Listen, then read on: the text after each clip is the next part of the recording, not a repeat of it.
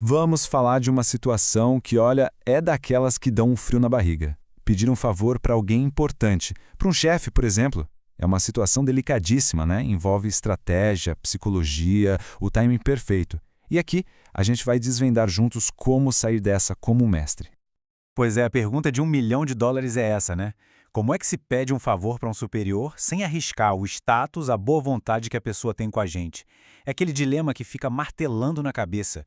Como fazer um pedido importante sem parecer fraco ou, sei lá, inoportuno, ou pior, né? Sem queimar uma ponte que foi tão difícil de construir. É exatamente isso que a gente vai analisar agora, passo a passo.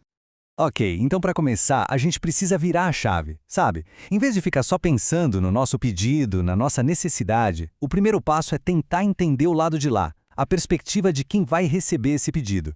A grande sacada para conseguir um sim está justamente em entender a psicologia por trás de um não. E olha, o material que a gente está analisando aqui é bem direto ao ponto. A afirmação é categórica e até cria um certo suspense. Dizem que o maior erro que alguém pode cometer nessa situação se resume a uma única coisa: Do que ser obrigado a negar um pedido. E aqui está o pulo do gato. A irritação, o problema, não é o pedido em si, é o ato de ter que dizer não. O ponto central é esse. Quando se faz um pedido mal pensado, o risco não é só levar uma recusa. O problema é que se cria uma situação super desconfortável por outro lado, forçando a pessoa a negar. E essa situação toda, esse desconforto, tem um nome e uma consequência bem clara: ressentimento. Pensa numa mistura ruim de culpa com frustração. É isso que o superior sente. E o pior, esse sentimento não fica só no pedido, ele pode acabar sendo direcionado para quem pediu. Então a base de toda a estratégia que a gente vai ver é justamente essa: evitar, a todo custo, provocar esse ressentimento. Beleza. Agora que a gente já entendeu a psicologia da coisa, vamos para a parte prática. Como é que se deixa de ser aquela pessoa que, sabe, fica pedindo ajuda o tempo todo para se tornar um verdadeiro estrategista? A resposta está num conjunto de princípios que a gente pode chamar aqui de as regras da frugalidade. E a diferença aqui é gritante.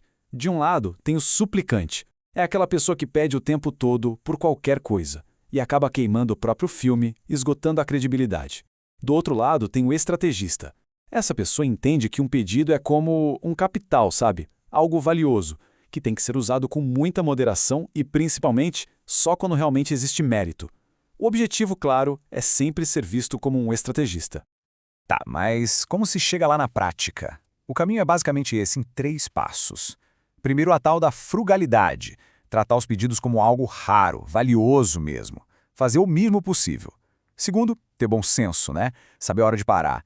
Perceber quando a boa vontade da outra pessoa está chegando no limite. E o mais importante de todos, o terceiro passo: fazer por merecer. Trabalhar de um jeito que o favor não seja um peso, mas sim um reconhecimento pelo seu mérito, algo que a pessoa te dá de bom grado.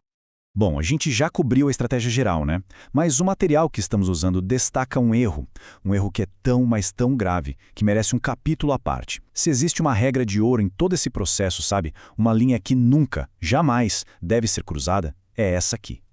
A frase é essa, bem direta. Não peça favores em nome de outra pessoa, muito menos de um amigo.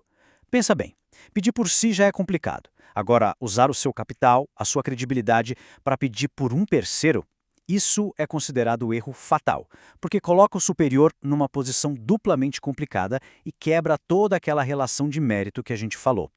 É a aposta mais arriscada de todas e, segundo a fonte, é uma que simplesmente não se deve fazer. Ponto final. Então, no fim das contas, como é que tudo isso se amarra? É que, ao seguir essas regras, a gente começa a perceber que o objetivo muda. Não é mais só sobre conseguir um sim para um pedido específico. A coisa se transforma em algo muito maior. O desenvolvimento de uma habilidade de dominar de verdade a delicada arte de pedir. No fundo, cada interação dessas é uma oportunidade. A questão que fica é: isso vai ser tratado como um simples pedido, quase um ato de desespero, ou como um movimento cuidadoso num jogo muito mais complexo de relacionamentos e poder? A resposta para essa pergunta é o que separa, no final das contas, o amador do mestre.